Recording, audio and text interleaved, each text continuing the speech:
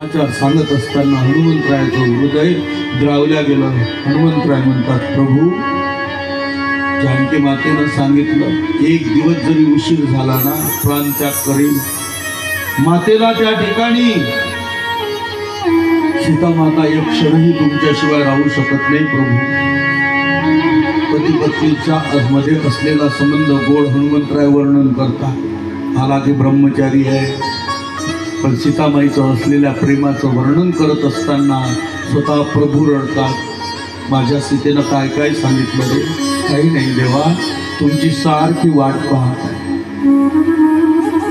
अटती यद्भवान नन्निकाननं तुटिर्युगायते त्वामपश्यताम् जडमुदीक्षितां पश्यं क्रूदृश्यां